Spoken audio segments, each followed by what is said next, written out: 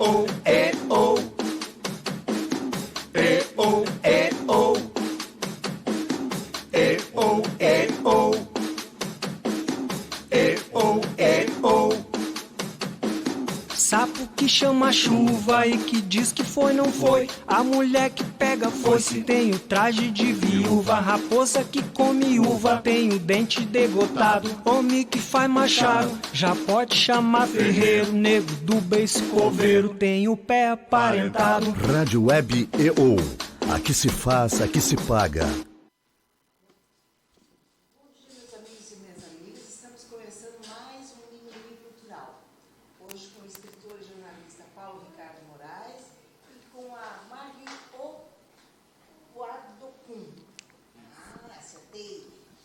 Faz roteiros de viagens pela África.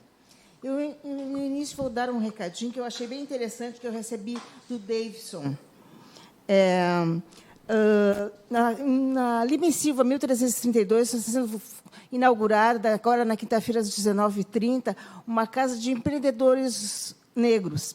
Vai ser várias atividades, café, artesanato e tudo. Se vocês puderem ir na inauguração, ou depois a casa estará aberta. Esse é o recadinho que eu tinha para dar. Vamos, então, começar com a Marli. Marli, bom dia. Tudo bem? Tudo bem. Marli, vamos começar pela tua vida, porque, para chegar na Nigéria, temos que começar com a tua carreira profissional, não é mesmo? Bem, primeiramente, muito obrigada, né, pelo convite. Fiquei muito lisonjeada. Sim. E o que você quer saber da minha vida? Quero saber sobre a tua vida profissional. Tu começaste, acho que tu deve ter sido uma primeira comissária de bordo negra, né? Uma aeromoça negra que tu participaste na década de 70, né? Foi. Na década de 70, 1973, Sim. foi quando eu comecei a minha carreira de comissária de bordo numa companhia americana chamada Braniff International, que é em Dallas, no Texas, com bases em várias cidades da América. E eu era baseada no Rio de Janeiro. E aí, quantos anos permaneceste como comissária de bordo? 10 anos. Tá, 10 maravilhosos anos. Tu furaste aquelas bolhas, que são sempre as meninas loiras, de olhos azuis, longilíneas, que são comissárias de bordo, não é mesmo? Pois é. A Braniff, justamente por ela ser uma companhia estrangeira e ser uma companhia americana, onde os direitos dos negros são bem maiores e os negros são mais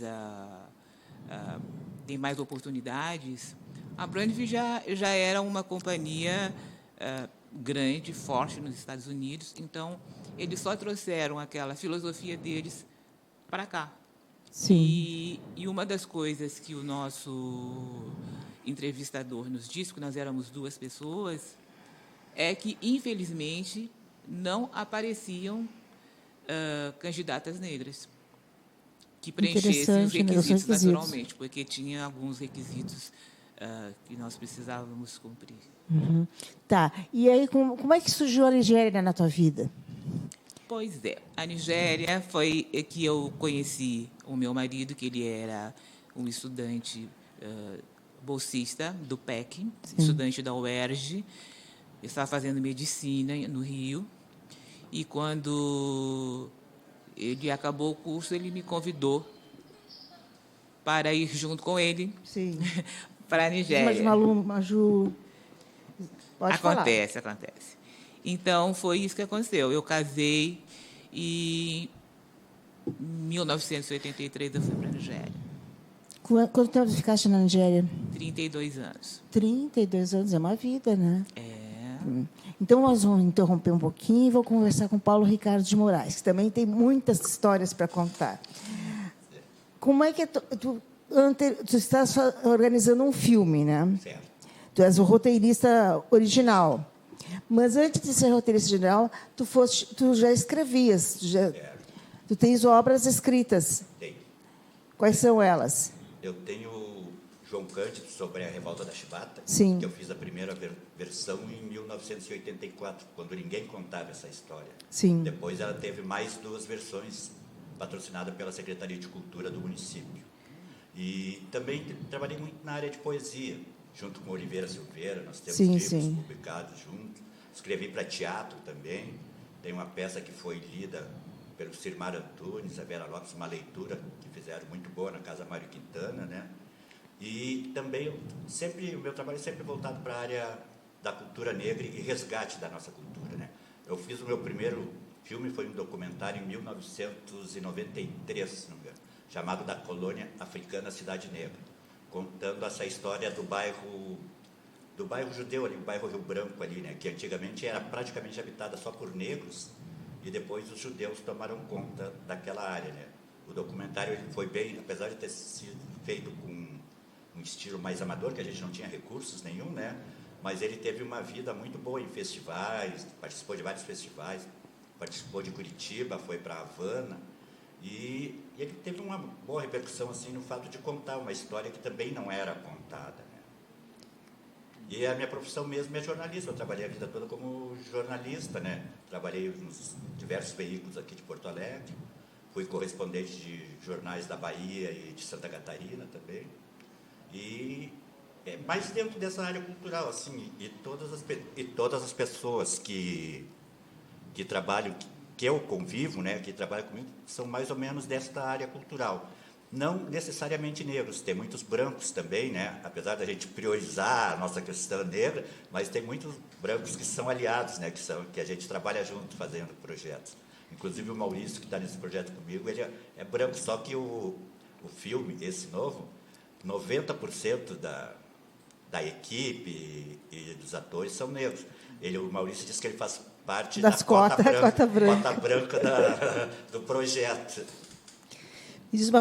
Para quem não sabe, o Paulo Ricardo de Moraes sabe que ele é jornalista, escritor, mas agora ele agregou um novo valor no seu currículo, que é o pai da Camila Moraes.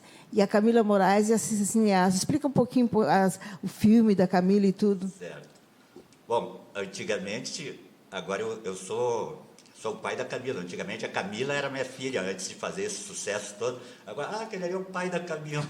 Mas a Camila, ela se consagrou com esse filme, O Caso do Homem Errado, que também foi praticamente assim num financiamento coletivo, que as pessoas se cotizaram, porque ela começou com uma falta de recursos, né?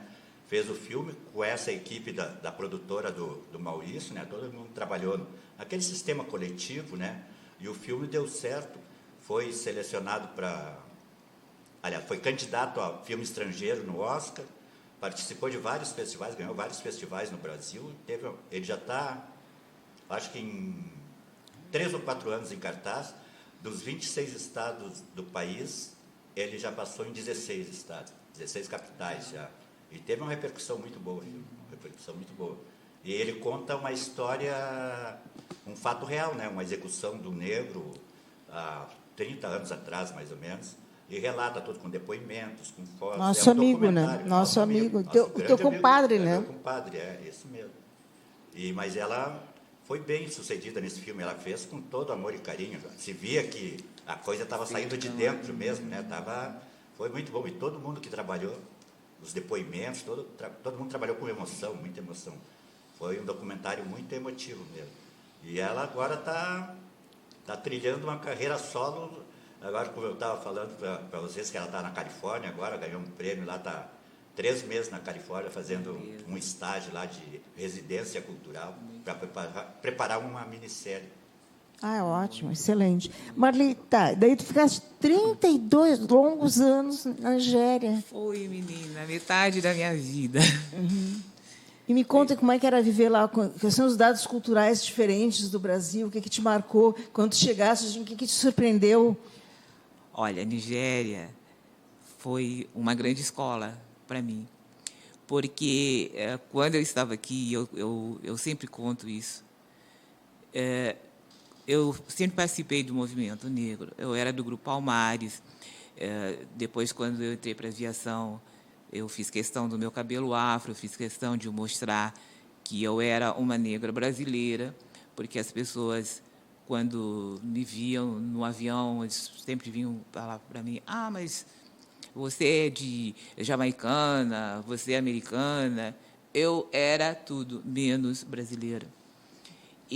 Mas eu sempre tive aquela força de mostrar a minha negritude sempre que possível, não de aparecer, mas de mostrar quem eu era como uma pessoa negra. E eu cheguei, eu fui comissária, e dentro da empresa eu cheguei a ser supervisora de voo, que é uma coisa muito difícil. Eu fui supervisora de voo de aviões grandes, tipo 747, com uma responsabilidade enorme. E, para mim, assim, eu tinha muito orgulho disso. Então, quando eu cheguei na Nigéria, eu me sentia assim, eu estou voltando para a terra-mãe. O sonho da minha vida era conhecer a Nigéria, porque eu tentei ir no Festac, mas eles me cortaram e não consegui no Festac. Eu falei, bom, chegou a minha vez de ir para a Nigéria e estou voltando para casa. Aí, quando eu cheguei lá, o meu primeiro choque não foi ver... era tudo assim, todo mundo preto. Eu vi assim, pouquíssimos brancos. Eu fui em 83, tinham pouquíssimos brancos naquela época. Eu nem notei a diferença Eu estava em casa, cheguei assim, eu me senti em casa, estava super bem, super feliz. E eu falava, gente, eu estou tão me sentindo assim, eu me sentindo mesmo, não é? Eu estou na Nigéria, eu estou na África, eu estou em casa. Aí as pessoas olhavam para mim e falavam assim, como assim você está em casa? Sim.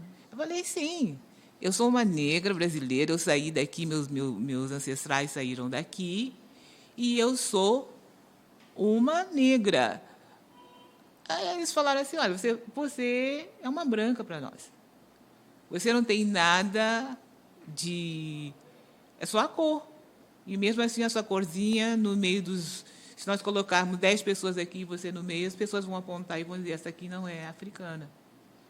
Até me chamavam de cubana e coisa e tal. Sim. Eu falei, mas como assim? Eles falaram assim, olha, você é bem-vinda, nós aceitamos, é um prazer você estar aqui conosco e tudo, mas você não é uma africana. Você já teve muitas mudanças na sua vida, né, da sua linha. Então, no momento, você, para nós, é uma branca. E é como nós foi um choque para ti? Foi, eu fiquei acabada, assim, eu fiquei tão frustrada, que assim, gente, eu pensei que eu voltei para casa, assim, não, você voltou para os seus ancestrais, mas você não voltou para casa como nós vemos voltar para casa. Porque você é uma branca, entendeu? A sua formação é toda do colonialismo, do colonizador. Você venha e aí você vai ter atitudes, você vai ver que nós temos maneiras diferentes de ver as coisas, e realmente bastante diferente. Eu fiquei lá 32 anos e eu acho assim, que todo dia eu aprendi alguma coisa. Eu mudei minha maneira de ver, mudei muito os meus valores, entendeu? E quando eu voltei agora, eu fiquei... Teve uma época que eu estava lá também que eu fiquei assim, um pouco perdida. Eu já não sabia se eu era brasileira, fora do lugar, ou era uma africana que chegou meio atrasada para o seu lugar. Mas foi uma experiência muito boa. Valeu muito a pena ter vivido lá. E assim, que era exatamente o oposto daqui, ou qual é da cultura deles, que assim, um hábito cultural que te chamou a atenção? Mas foi a comida, foi uma das coisas que é bem pode interferir diferente. No papo, viu? Não senti. Fora isso, também a formação familiar, porque eu era aeromoça, eu morava sozinha, com uma outra menina, e aí eu cheguei na Nigéria, lá tudo é família. Lá, quando você casa, você não casa com o seu marido. Pessoa, tu casa com a família. A sua família casa com a família do seu marido. E então, quando eu casei, como a gente morava aqui, eu casei aqui, o meu sogro veio representando a família, não é? E quando eu cheguei lá, então eu já fui acolhida como se a minha família toda estivesse lá. Mas a independência nossa, da mulher brasileira, vamos dizer assim, ou da mulher estrangeira na Nigéria, é uma das coisas que eu tive que aprender. Entendeu? Eu acostumada a tomar muitas atitudes por mim, resolver coisas por mim, e lá não. Você tem que falar para o seu marido, pede licença para o marido, conforme o assunto, a família senta, discute o que você acha, o que você não acha, o que deve ser, o que não deve ser. É um Assim, outro tipo de outro exigência, tipo né? de exigência, Eu acho que na África, assim, a minha outra filha, a Kênia, morou em Angola um tempo também. E tudo, mais ou menos, ela não tinha autonomia para fazer as coisas. Sempre tinha que consultar a família e tal. Como é que se diz? Não é machismo, mas é o... É o respeito. É o respeito. Cultural, É dado o dado cultural. Faz parte da cultura. Tu tens uma nora em Cabo Verde também, né? Tem uma nora em Cabo Verde. Agora, inclusive, a netinha está chegando sexta-feira. Ela mora lá em Cabo Verde. Sim. Eu não conheço Cabo Verde. Família internacional. Família então. internacional, eu não conheço Cabo Verde. Já vem de voo novo? Agora tem um voo para Porto Alegre. Pois Acho que é uma vez por semana. Diz que tem que dar uma olhada na companhia, né? Porque a gente não conhece a companhia, como é que funciona, né? Mas, Baiano, Paulo Ricardo Moraes é conhecido como Baiano, por isso que estou chamando ele de Baiano. Baiano, assim, dentro da tua carreira jornalística, tu deve ter muitas histórias para contar, né? Tem várias. Por exemplo, nesse episódio do caso do Homem Errado, eu trabalhava como repórter de geral na Zero Hora. A Zero ganhou vários prêmios por ter descoberto, denunciado o caso, né? E eu saí porque eu tinha um parentesco com ele, sabia tudo da vida dele, então passei para reportagem de polícia junto com eles, né? Sim. Eu praticamente vivia dentro da polícia, e daí ganhamos o prêmio ESSO regional, né? Daí eles me convidaram eu não era da equipe, né? Mas me agreguei à equipe por causa do episódio, né? E tal. E outras vezes uma vez quando eu fui para Cuba também, tive uma experiência boa. Lá é só o Grama, né? Só o jornal do partido, né? Mas daí eu fui lá, passei tipo um mês dentro do jornal lá, só que o jornal era muito comprometido com o partido, né? Claro. Não tinha, era só notícia do partido. Não tinha pautas abertas. Não tinha pauta, as pautas já estavam tudo fechadinhas já. Sim. Mas foram várias histórias. Eu trabalhei muito em rádio também, eu gostava mais de rádio até do que... Eu adoro rádio. Não tinha que Acho ficar... Funciona muito bem. O rádio tu resolve tudo na hora e as entrevistas do jornal tu tinha que voltar para o jornal, ficar escrevendo, ficar mais de 2 horas vendo o texto. Eu preferia o rádio do que o jornal. Mas os dois veículos me fizeram muito bem na carreira, assim, né? E depois eu virei assessor de imprensa, né? Daí eu passei num concurso para a prefeitura aí. Daí parece que me acomodei, mas não me acomodei, fiquei fazendo mais a minha vida cultural, né? Sim. Me deu mais tempo para serviço público, tu tinha um determinado horário e tu tinha muito mais tempo para continuar na tua vida cultural. Sim, que o veículo te absorve mais, absorve né? mais, exatamente. O veículo te absorve muito. Me diz uma coisa, também tu fazes cobertura de carnaval, né? Fiz um tempo para o carnaval. Nós criamos lá na Zero Hora. A Zero Hora antigamente tinha quando começava os ensaios, eram páginas e páginas de carnaval. Acho que eram umas 3 páginas de carnaval. Era o Roxo, eu, o João Carlos, no início, né? Roxo. O Pila Vares, que editava. Daí depois foi se agregando mais gente. Uma super equipe, Depois né? foi agregando mais gente. Daí entrava, quando era o carnaval mesmo, entrava o Paulo Maciel, entrava mais. Tinha um monte de gente que gostava de carnaval lá. Daí todo mundo, nos dias de carnaval, entrava um monte de gente. O Vaz, o fotógrafo, que era o titular também. E José Armando Vaz. era uma baita equipe ali. Mas naquela época tinha páginas e páginas do jornal. Agora nem Restrito. Nem carnaval nem tem, carnaval para a tem. gente dizer que vai fazer cobertura, né? Agora nem carnaval tem. Me conta, Marli, e daí, o que te levou a fazer as viagens? Tu voltaste para o Brasil e o que te motivou? Essa já é uma ideia bem antiga.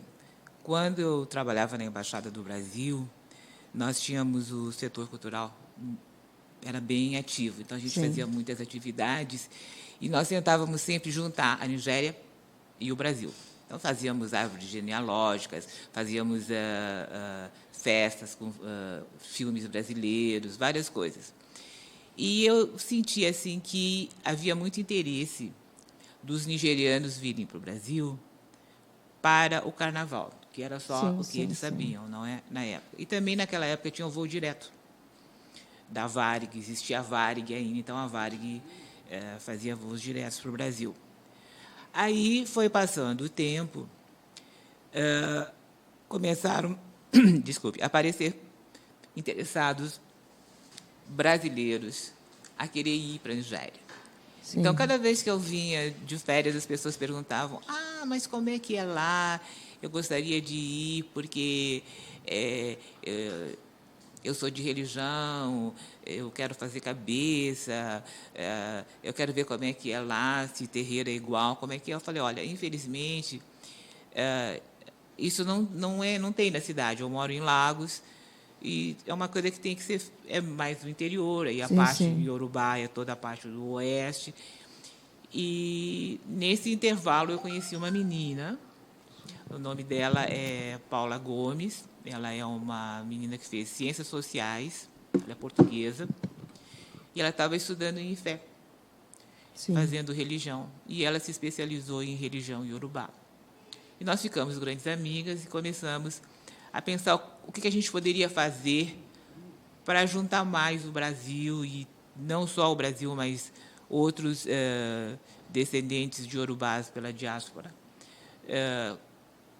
que trouxesse de novo aquela força, não é? Chegou o rapaz. Chegou. Passa por lá, por lá.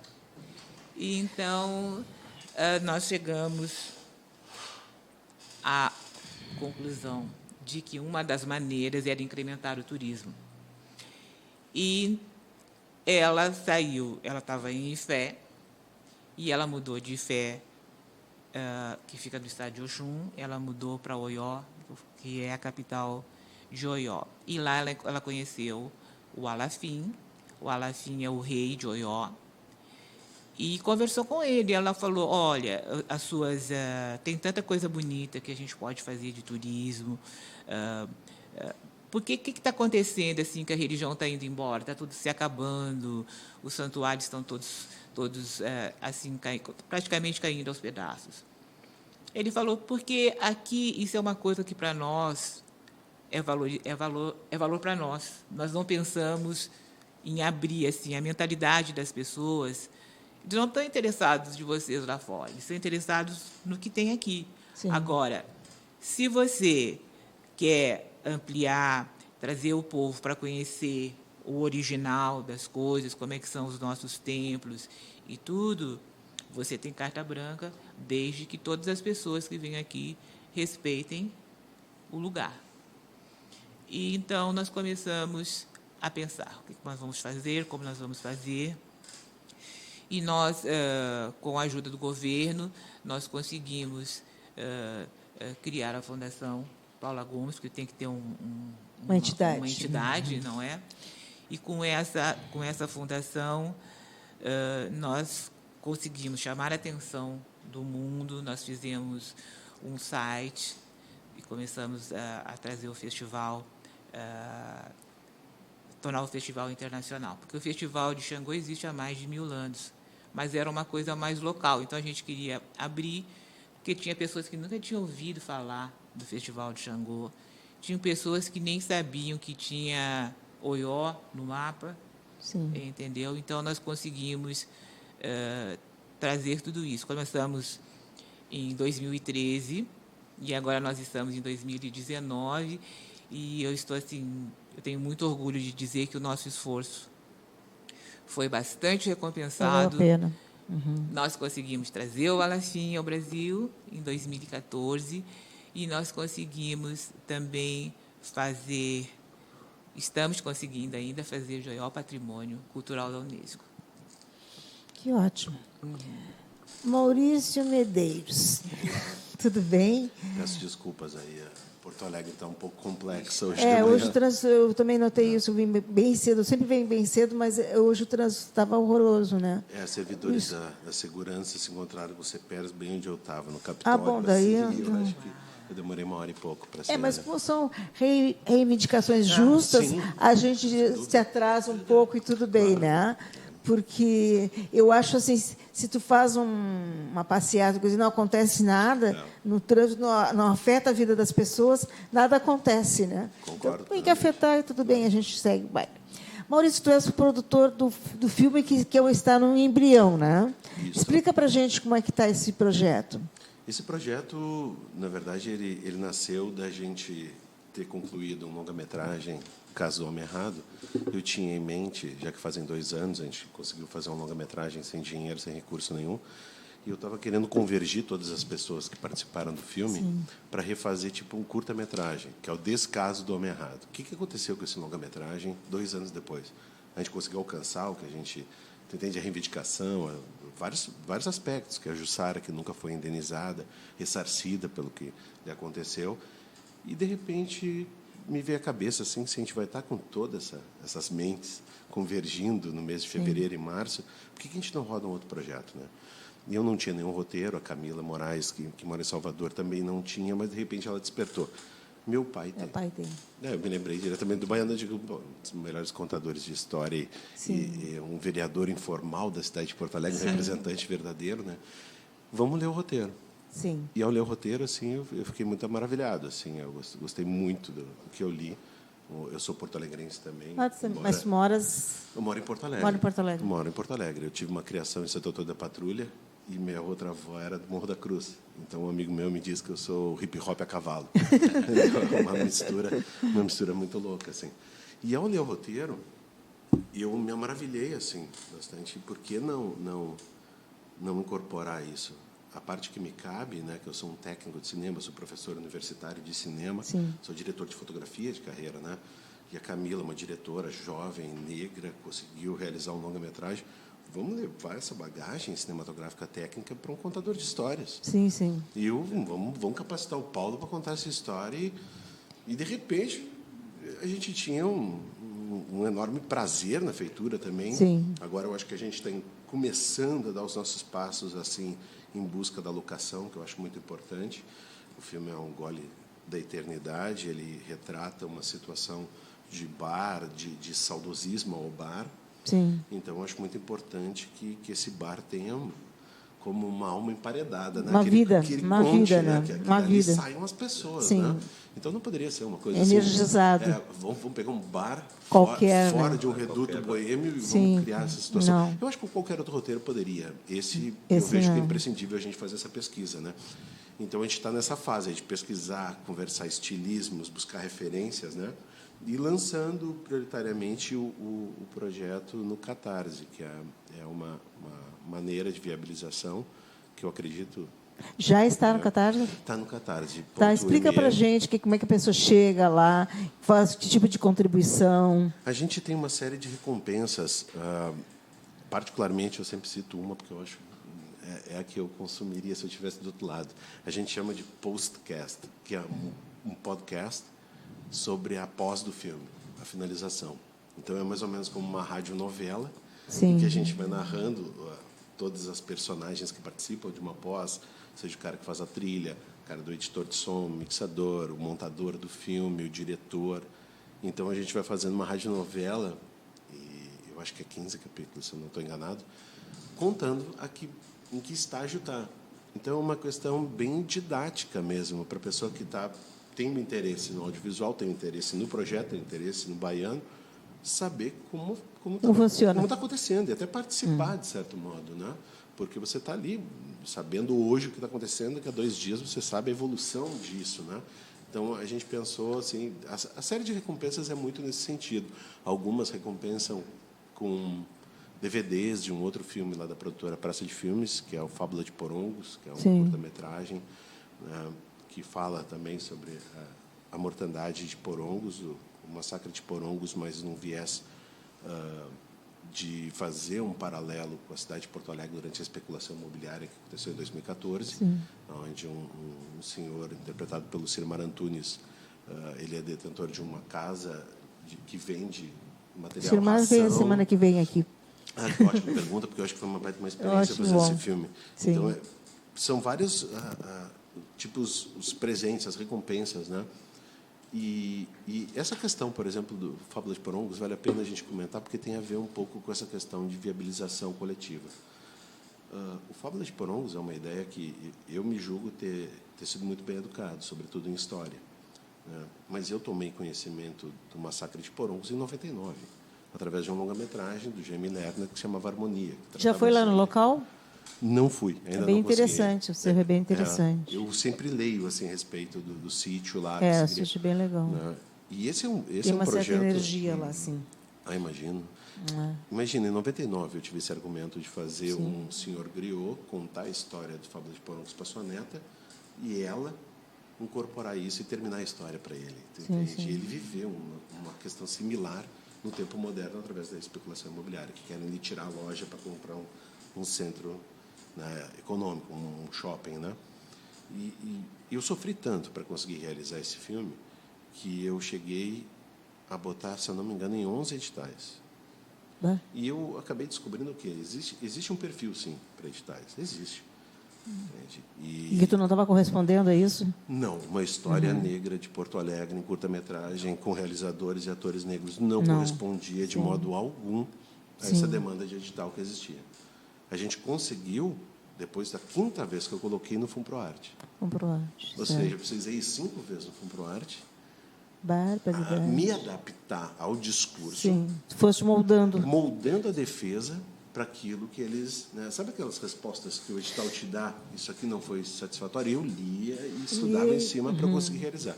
Hoje não temos mais o FUNPROARTE. Então, uma história de um senhor jornalista extremamente moderna, negro, com a pretensão de fazer uma equipe técnica 99% negra, que eu sou branco, eu sou a cota. Entendeu? Ele já tinha comentado. Não, Comentei com ela. mas o cara do outro lado do microfone não sabe, né? Mas assim, eu sou a cota ali. E essas nossas pretensões, a gente enxergou que não existiria edital. A gente não estaria no perfil. Sim. Mas a gente quer fazer. O que acontece? Entende? Vaquinha. A alma do artista não para, só um pouquinho. Eu tenho que fazer, eu quero me expressar e vamos bater o pé na porta.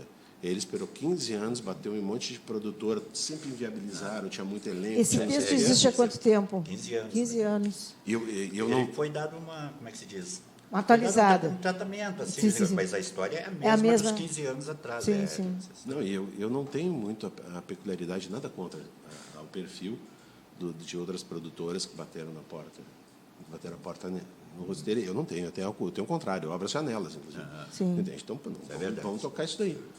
Vamos tocar. Ótimo. E a partir disso daí, vem crescendo essa ideia de fazer, através do crowdfunding, do financiamento coletivo, mas assim não é o principal assim do projeto. A gente inclusive, por exemplo, uma pretensão que nós temos, se tu olhar um projeto de audiovisual no Catarse, todos eles oscilam entre 12 mil e 18 mil.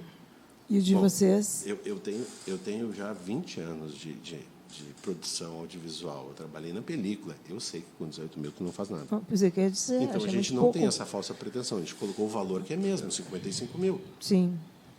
Eu não vou deixar de pagar ninguém. Se a minha pretensão já parte... Qual é o período que Ele entrou... Foi dia 12, eu acho. Então, a gente vai até o meio de 12 de dezembro, foi 12 de dezembro. Até 12 de janeiro. Até 12 é o mês de fevereiro. Fevereiro. Fevereiro. Ainda tem bastante Isso. tempo. E, de qualquer jeito, assim, nosso trabalho agora é muito em busca também da divulgação desse local, que é o catarse.me, daí tu escreve lá A Um Gole da Eternidade, ou no Facebook da produtora Praça de Filmes, tu consegue esse link diretamente. Isso é importante. Mas a nossa pretensão também é buscar por apoio, sejam eles institucionais quaisquer. também que vocês querem, né? Claro. Não qualquer, porque a nossa ideia é viabilizar ele, sejam com R$250, sejam com R$10 mil, seja com os Tem que fazer. 55. O importante é fazer. A gente tem esse compromisso de fazer. Agora, a gente não vai se enganar em modo nenhum. Isso é uma coisa que a gente discutiu muito.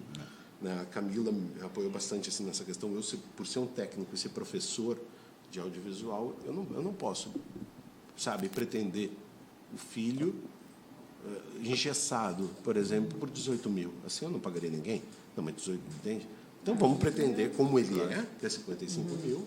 Se não der, vamos conversar com todo mundo, mas pelo menos foi uma pretensão honesta. Né? Claro. Mas é isso. Marli, voltando à tua viagem, como é que tu faz? Tem que explicar como é que tu faz as viagens, como é que tu organiza o roteiro. Tu não ficas em Laos, tu ficas no interior. Qual é a expectativa das pessoas? Porque as pessoas têm uma expectativa em relação à Nigéria. Às vezes alcançam, às vezes não. Uhum. É assim, eu faço excursões. A minha ideia era, eu tenho um projeto que se chama Desvendando a África. A minha ideia era fazer viagens para a África. Mas eu notei assim, que o interesse maior das pessoas é com a Nigéria em função dos orixás. Então, mas não é uma viagem religiosa, porque, veja bem, quando as pessoas falam, eu quero ir à Nigéria, eu quero porque eu sou de Oxum, que eu sou de Xangô, ou Batalá, ou seja lá, Oxalá, as pessoas têm que entender que cada orixá tem a sua data de festejo. Mas Xangô, que é o rei de todos, tem o festival em agosto. Então, em agosto, o festival de Xangô dura mais ou menos uns 10 dias, e cada dia é o dia de um orixá. Sim. Então, as pessoas têm a oportunidade de encontrar com o seu orixá a festa, não é? Do seu orixá durante o festival. E não é estilizada essa festa? Ela é original? Como é que é? Aí é que é. As pessoas, quando vão, elas acham assim, eu vou chegar lá, vai ser tipo um carnaval brasileiro, que vai ter um sambódromo, que todo mundo vai ficar sentadinho nas arquibancadas e as pessoas vão ficar lá dançando para eles. Não. Lá, o festival é deles, para eles. Eles estão lá para festejar o seu orixá. Você vai de convidado, você vai lá e você participa junto com eles. Entendeu? Você você não é uma turista. Você é uma pessoa, é uma visita, vamos dizer assim, para eles. Eles têm muito orgulho, muita alegria, muita satisfação de receber, te tratam assim maravilhosamente bem. Tanto é que no Festival de Xangô, o Alafim convida as pessoas a se vestirem como ele. Então, é uma coisa, eu acho assim, lindo você chegar numa casa, porque lá tudo é uniforme, não é? Eles têm uma maneira de aproximar as pessoas, assim, vai ter uma festa na minha casa, da minha família, então você é meu amigo, eu te convido para participar. Como é que você vai ter parte? Usando uma roupinha igual aos donos da casa. Então, no Festival de Xangô, o Alafim convida, porque ele sabe que as pessoas que foram para o festival foram em função do Festival de Xangô. Então, o que ele faz? Nós fazemos, para ter certeza que não vai dar nenhum problema,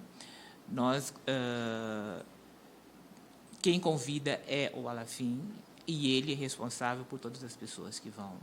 Não são muitas as pessoas, né? E, então, é muito difícil de conseguir um visto, então tem toda uma preparação. Então, quando as pessoas chegam lá, elas fazem parte dos convidados do Alafim. E esse encontro reúne quantas pessoas, mais ou menos? Dá mais ou menos assim, umas 20, 30 mil pessoas, Sim. Principalmente no dia. Porque, embora seja um festival de orixá, ele é um festival aberto, é um festival da cidade. Tem muçulmanos, tem evangélicos, todas as pessoas, todas as religiões, é uma confraternização. Porque é na casa do rei. Ecumênico, no caso. É ecumênico. Ele é o líder de todos. Então, todos vão lá para festejar junto com ele. Às vezes, acontece de ter um festival muçulmano na mesma época, aí os muçulmanos não participam, mas, de um modo geral, quando todo mundo consegue participar, como foi esse ano agora, nós tínhamos umas 30 mil pessoas. E é uma cidade pequena. Que maravilha. Paulo Ricardo, esse texto, fala um pouquinho desse texto que vai dar origem ao filme. Certo. A Um Gole da Eternidade, ele trata assim, de pessoas que... A minha base, como o Maurício está dizendo, agora a gente está procurando um local para as filmagens, que a minha base era que ele fosse filmado no Naval, o antigo Naval. Aquele, sim, aquele que nós frequentávamos. Ele estava todo programado, mas agora o Naval virou uma lancheria agora, um troço, que não é nem bar mais, né? Mas então a história, assim, os velhos, normalmente negros, que eram portuários, que se encontram no balcão do bar ali, e aí, um certo dia, o coroa mais velho, que a gente deu o nome de feitio de dança, ele percebe que todos os amigos estão morrendo ou doentes e tal, e as pessoas vai ficando poucas pessoas no bar. Então, ele resolve eternizar aquele momento e resolve sequestrar o bar. Ele, com a filha, com os outros, sequestra o bar, manda trancar o bar e ninguém mais sai dali. Por isso que é um gole da eternidade. Eternizar aquele momento, sim. Fica todo mundo convivendo ali até quando der, né? E manda o português botar bebida de graça para todo mundo. E aí o final não vou contar, porque o final ele Sim, é spoiler. Então, e agora, casualmente, há uns 20 dias atrás, nós estávamos vendo uma reportagem, um cara sequestrou um bar na Lapa, lá no Rio. O cara disse, puta, mas a história é atual, o cara sequestrou um bar lá na Lapa. Eu estava vendo ao vivo e mandei um WhatsApp para a Camila. Eu digo, Camila, começou o filme, a gente não está sabendo que começou o filme. Já virou documentário. Não, a gente não está sabendo que já começou o filme. O bar dele, a motivação eram outras. Né? Mas, sim. Essa questão que o Paulo, não sei se eu... Assim, pode falar. Mas essa questão que o Paulo levanta, da questão do bar, as origens dele, por vezes, assim, se tu conta a ideia do filme, pode muito ficar no pejorativo do alcoolista, né? Sim. E, na verdade, a visão que eu tive lendo o roteiro e conversando com ele, esse bar é um espaço de convergência tátil, da gente, sabe, é um modo antigo da gente conversar sobre os nossos problemas, saber o problema dos outros, sejam eles questões econômicas, sociais. A grande tribuna da cidade aberta, né? Você conseguir conversar dentro do bar. Então, esse bar é uma convergência social. Eu vejo, dessa maneira, talvez ele ser um roteiro mais atual que há 15 anos atrás. Sim. Sabe, eu vejo essa necessidade que o feitio de dança, o personagem tem por aqueles entes que estão... Né, que quer ou não, é uma amizade que se finca ali, e uma cultura até. E, assim, uma coisa do mito do bar, né? Da sociabilidade, das amizades que tu cria, do apego que tu tem ao bar, né? E uma tradição também, né? Você tem em Porto Alegre, a Santana, o que era um reduto boêmio, né? No início do século passado. Você tem uma série de aspectos culturais pode ser resgatados, né?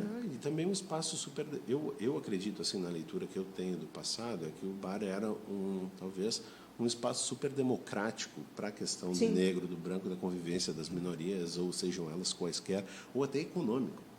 Né? Você não é rico no bar. Você é igual a um outro. Então, ainda mais, por exemplo, era o Naval, que a gente frequentou o Naval. O Naval era rico, pobre, todo mundo junto, bebendo a cachaçinha ali, bem faceira. E uma cultura do interiorano também se encontrando, a cidade, a margem. Aceitava todos, né? Isso, e você sente, inclusive, o repelir da cidade à frente a esse interiorano vindo ali, num lugar central, no mercado público. Eu acho todo esse aspecto do bar, assim, relatado no roteiro, eu acho que é super... É onde está se quebrando a cabeça para encontrar essa locação, essa representação perfeita. É difícil atualmente encontrar um bar com aquelas características. Era bem original, vamos dizer, né? A vontade é tão grande que a gente vai conseguir um lugar. A gente vai ter que ir nos bares, só isso. A gente já imaginou que pesquisa de locação... Que trabalho pesado. Tomar uma cerveja gelada. Mas, Marli, eu gostaria que tu desse teus contatos para as pessoas. Tem muita gente interessada para ir conhecer a Nigéria, não sabe por onde começar, qual é o fio que puxa, então seria interessante Festa de Xangô, nossa... Então, eu aproveito a oportunidade aqui para convidar a todos vocês interessados de conhecer a Nigéria, de fazer uma viagem à África, visando conhecer a sua ancestralidade.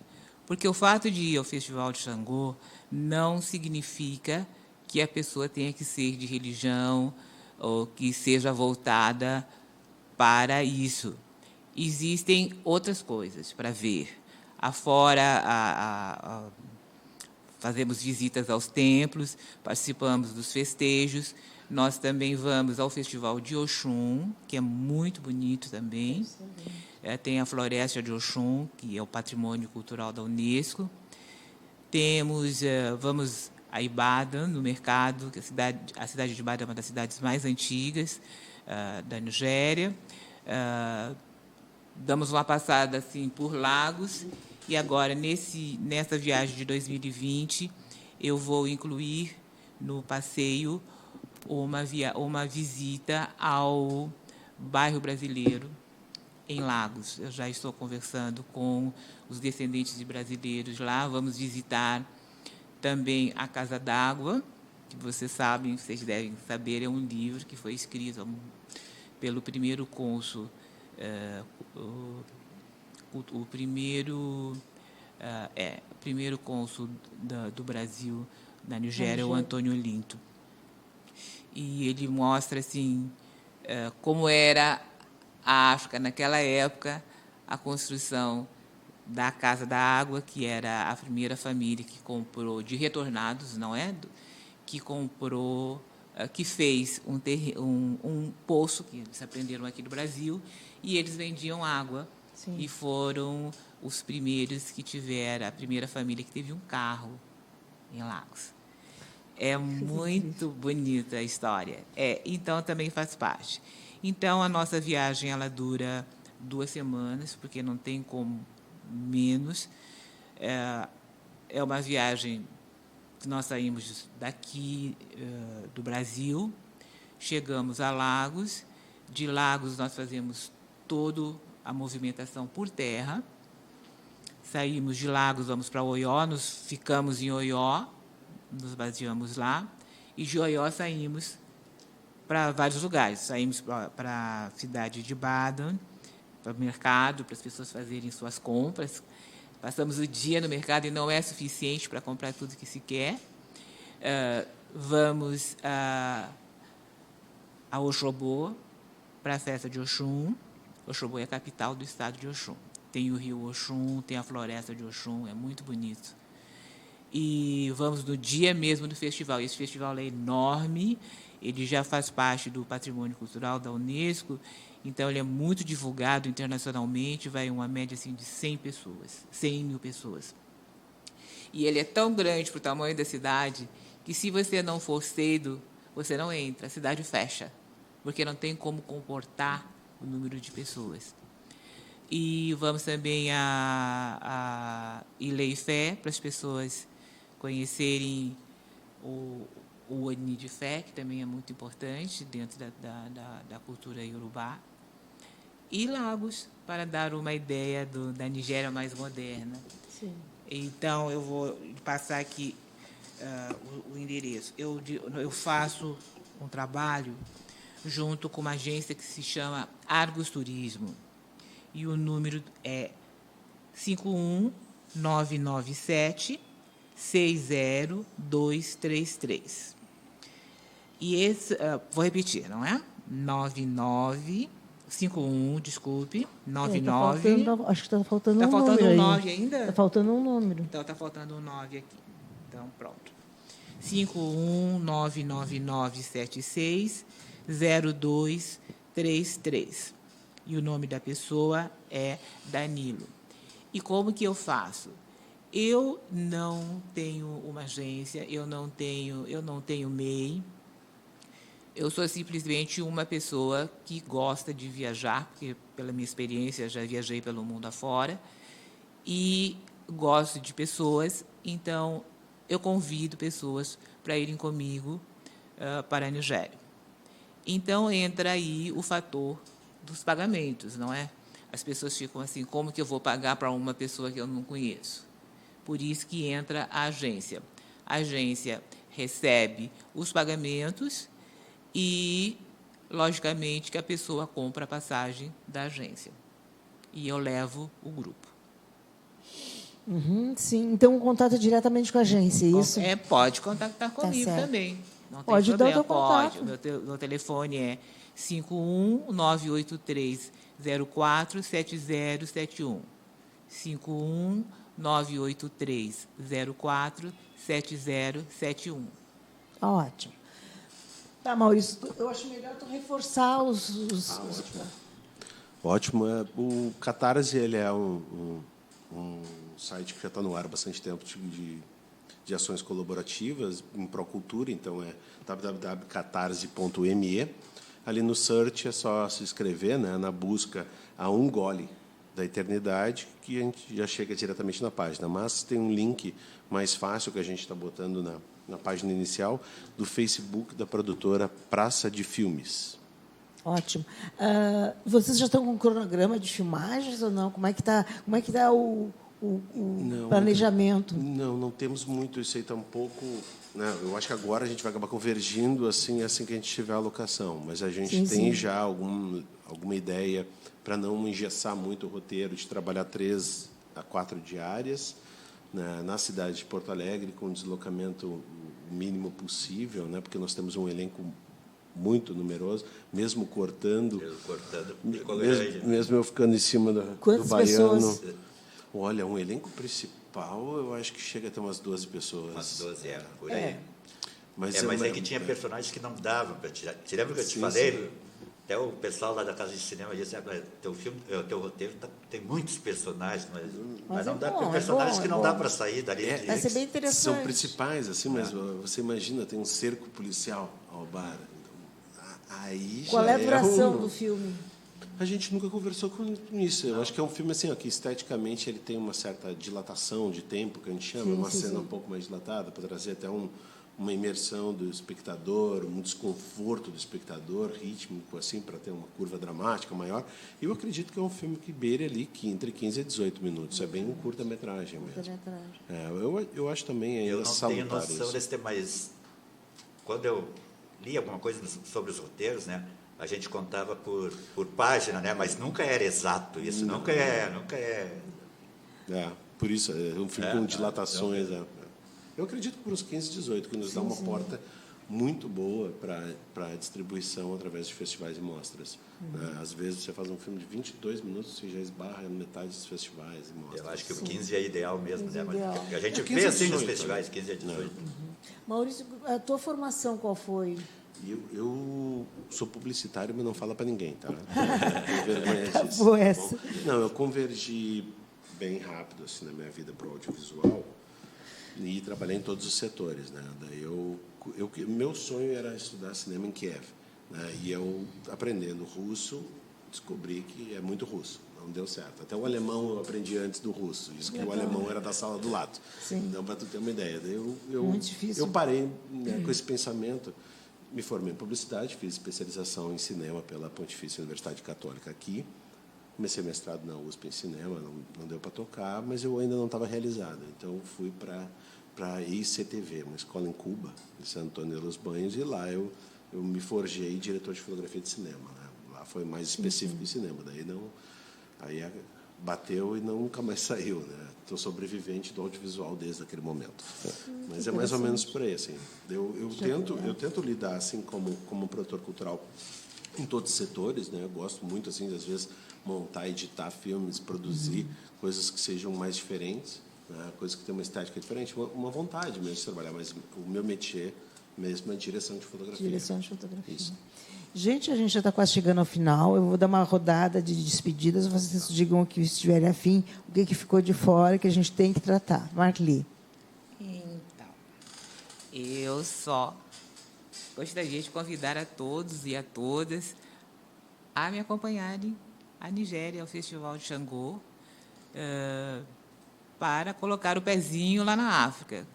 Porque, como eu sempre digo, as pessoas de outras nacionalidades ou de outras religiões, elas sempre fazem muita questão de voltar ao seu lugar de origem, independente de onde nasceu, porque as pessoas também falam muito, eu não sei onde é que eu nasci na África, o que eu vou fazer na Nigéria.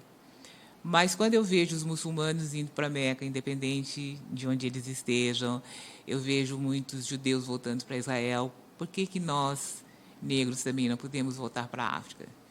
E também seriam todos muito bem-vindos. E a todos, independente da cor, é muito importante conhecer a África. A África é o mundo, gente. Obrigada. Ótimo. Baiano?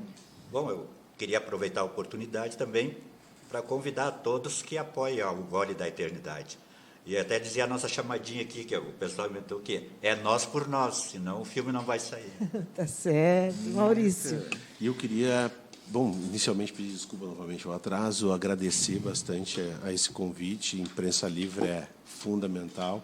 Eu ontem estive na TVE e fiz fiz questão também de dizer como aquela casa tem que permanecer. Também claro, importantíssimo. Nós, no como é importante iniciativas defendemos assim. muito a TVE, claro. Todos nós precisamos. É cultura.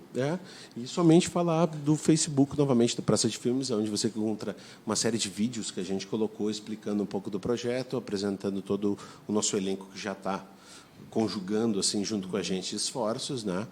Ou então, diretamente no Catarse, onde você também vê os vídeos, e a gente vai ter, até o mês de fevereiro, uma série de novas publicações, explicando as recompensas e também todo esse workflow, esse direcionamento que a gente está dando para locações, e direção de arte, estilismo que a gente vai descobrindo no filme. Ótimo. Eu agradeço a presença de todos vocês, foi um programa muito legal, gostei muito. Na próxima semana, nós estaremos com a presença de Maria Conceição Lopes, autora, uma ativista social, e o artista César Antunes, que foi amplamente citado hoje, né?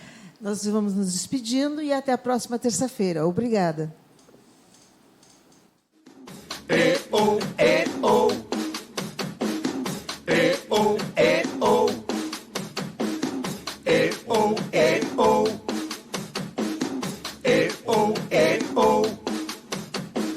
Sapo que chama chuva e que diz que foi, não foi. A mulher que pega foice tem o traje de viúva. Raposa que come uva tem o dente degotado. Homem que faz machado já pode chamar ferreiro. Nego do beiço coveiro tem o pé aparentado. Rádio Web EO. Aqui se faz, aqui se paga.